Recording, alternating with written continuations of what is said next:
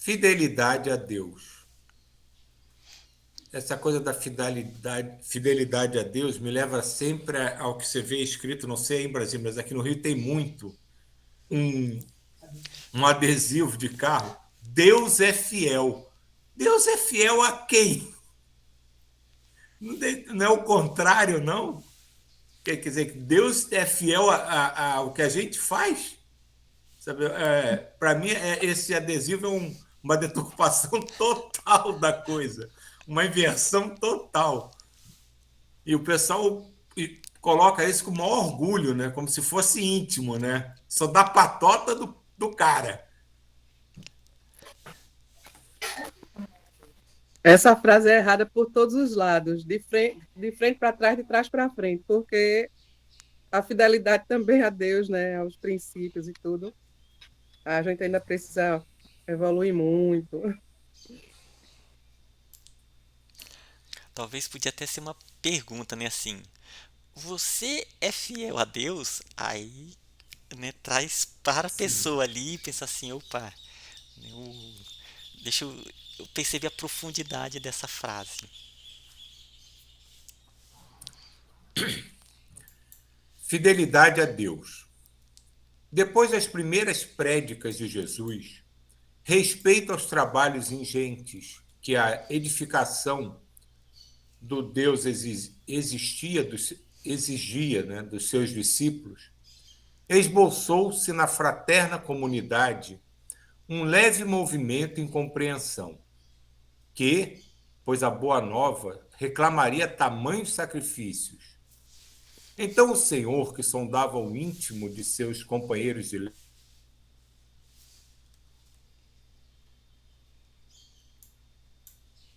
Betos, os reuniu numa noite. As horas haviam passado sobre o pôr do sol. Interrogando-os vivamente, provocou a manifestação dos seus pensamentos e dúvidas mais íntimas. Após escutar-lhe confidências simples e sinceras, o mestre ponderou: na causa de Deus, a fidelidade deve ser uma das primeiras virtudes, onde o filho e o pai, que não desejam estabelecer como ideal de união a confiança integral e recíproca. Na casa de Deus, a fidelidade deve ser uma das primeiras virtudes, onde o filho e o pai não desejam estabelecer como ideal de união a confiança integral e recíproca, nós não podemos duvidar da fidelidade do nosso Pai para conosco. Sua dedicação nos cerca os espíritos desde o primeiro dia. Ainda não o conhecíamos e já ele nos amava. E, acaso, poderemos desdenhar a possibilidade da retribuição? Não seria repudiarmos o título de filhos amorosos o fato de nos deixarmos absorver no afastamento, favorecendo a negação? Como os discípulos o escutassem atento, bebendo-lhe os ensinamentos, os ensinos, o mestre acrescentou: tudo na vida tem o preço que lhes corresponde. Se vacilas receosos ante as bênçãos e o sacrifício e as alegrias do trabalho, meditai nos tributos que a fidelidade ao mundo exige. O prazer não costuma cobrar do homem um imposto alto e doloroso. Quanto pagarão em flagelações íntimas o vaidoso e o avarento? Qual o preço que o mundo reclama ao gozador e ao mentiroso? Ao clarão alvacento da lua, como o pai bondoso rodeado de seus filhinhos, Jesus reconheceu que os discípulos, diante das suas cariciosas perguntas, haviam transformado a atitude mental, como que iluminadas por súbito clarão. Timidamente, Tiago, filho de Alceu, contou a história de um amigo que arruinara a saúde por excesso nos prazeres condenáveis. Tadeu falou de um conhecido que, depois de ganhar grande fortuna, se havia tornado avarento e mesquinho, a ponto de privar-se do necessário para multiplicar o número das suas moedas, acabando assassinado pelos ladrões. Pedro recordou o caso de um pescador de sua intimidade, que sucumbira tragicamente por efeito de sua desmedida ambição. Jesus, depois de ouvi-los, satisfeito, perguntou: Não achais enorme o tributo que o mundo exige dos que se apegam aos seus gozos e riquezas? Se o mundo pede tanto, por que não poderia Deus pedir-nos lealdade ao coração?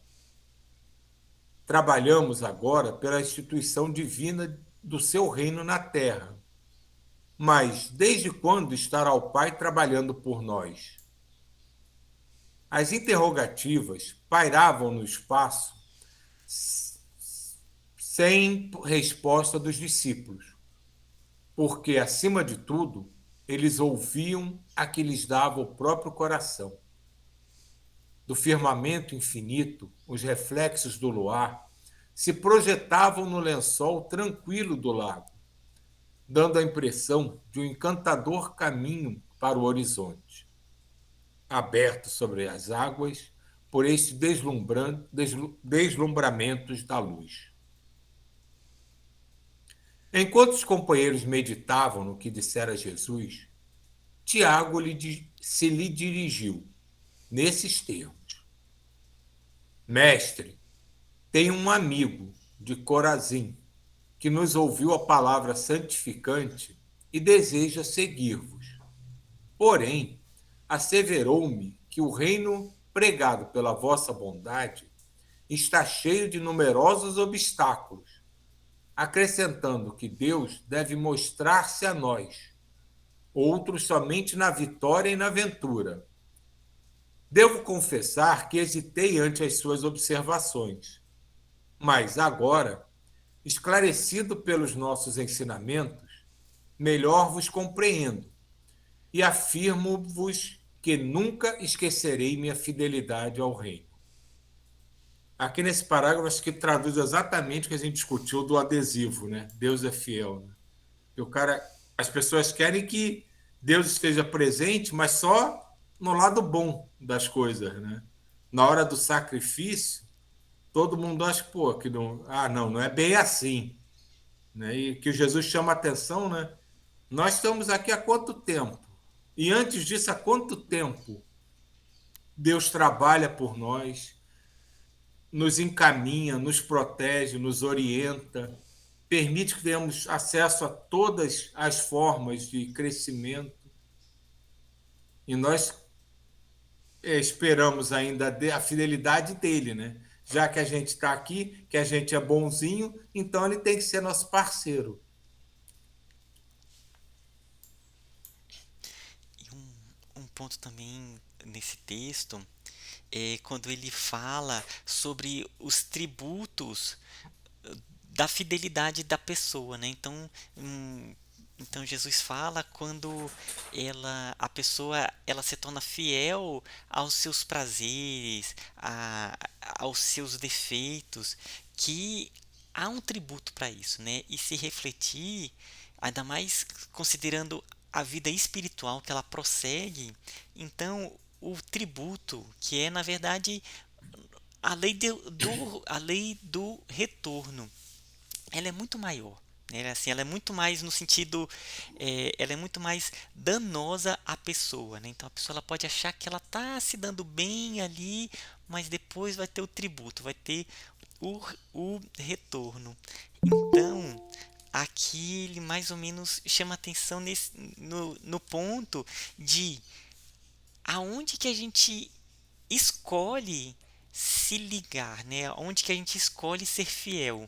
Então, do ponto de vista espiritual, mesmo que pareça que ele tenha mais dificuldades, no fim ela tem um retorno mais eficiente, né? Se for pensar do ponto de vista do espírito, é um caminho de mais eficiência, embora pareça, devido a esses obstáculos, que ele é mais complicado.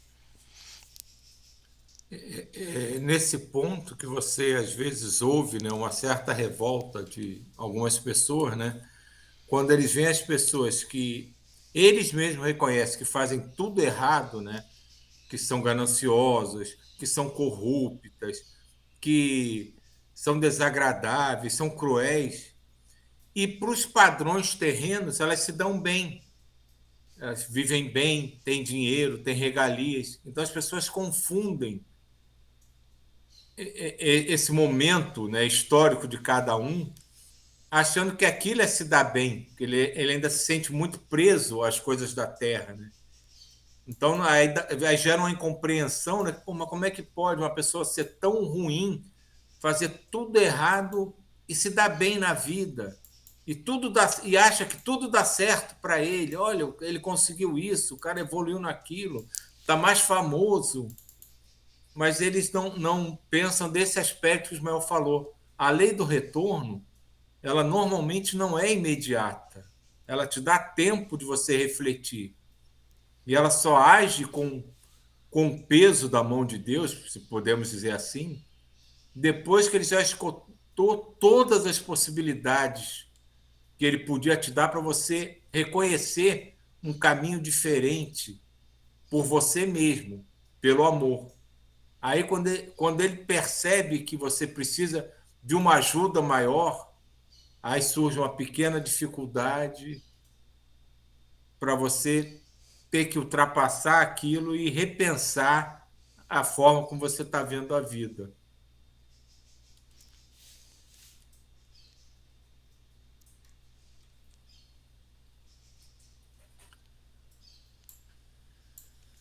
A voz do apóstolo, na sua confissão espontânea, se revelava tocada de entusiasmo doce e amigo, e o Senhor, aproveitando a hora para a semeadura divina, exclamou bondoso: Tiago, nem todos podem compreender a verdade de uma só vez.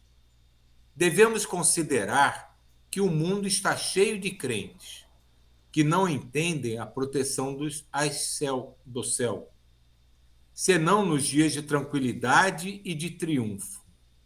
Nós, porém, que conhecemos a vontade suprema, temos que seguir o roteiro. Não devemos pensar no Deus que concede, mas no Pai que educa. Não no Deus que recompensa, sim no Pai que aperfeiçoa. Daí se segue que a nossa batalha pela redenção tem de ser perseverante e sem tréguas.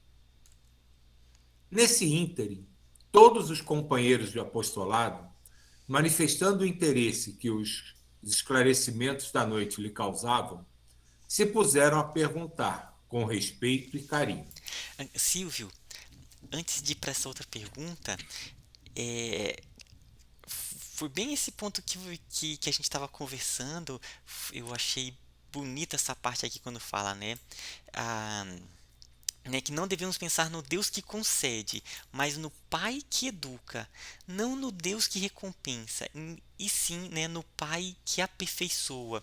Então, dá bem a ideia da evolução espiritual mesmo, né? Que aqui a gente está numa escola, a gente está em um local para aprender mesmo, né? E não para estarmos é, em uma vida de comodismo no sentido que a gente gostaria, né? Aquela vida tranquila, mas sim que aqui é uma escola, então a gente vai passar por experiências que nós temos que passar, e esse que deve ser a fidelidade, né? No sentido de que a gente compreende que estamos em uma escola e o que eu devo aprender com isso, né? No que eu devo me aperfeiçoar, no que eu devo melhorar com essa situação. A analogia com a escola mesmo, né? Você prefere aprender para poder usar aquilo no futuro ou simplesmente que o professor te passe de ano? A princípio, você, enquanto é imaturo, você vai adorar que o professor simplesmente passe de ano. Que beleza! Mas mais lá na frente você vai sentir falta daquele aprendizado. E vai ter que dar um jeito de aprender aquilo que não aprendeu. E isso é exatamente a nossa trajetória evolutiva, né? Se você não aprendeu naquele ano escolar, né, você vai voltar para repetir. Porque você não pode simplesmente passar de ano sem ter aprendido o que você deveria ter aprendido no passado. Nossa, isso é muito bom, porque realmente eu tive na universidade algumas matérias em que o professor, né, ele praticamente deixou a gente passar e criou determinadas lacunas que depois foram muito mais dificuldades que eu tive para suprir aqueles aspectos, né, que faltaram. E que com Deus ele não acontece isso, né? Ele vai colocando as provas um passo atrás do outro. Não, isso aqui é para trabalhar determinado aspecto, né? Aspecto da humildade, da paciência, porque ali na frente tem aquele outro aspecto que vai ser necessário essa virtude, né? Vai ter uma outra situação que vai ser necessária essa virtude. E daí a gente vai caminhando mesmo.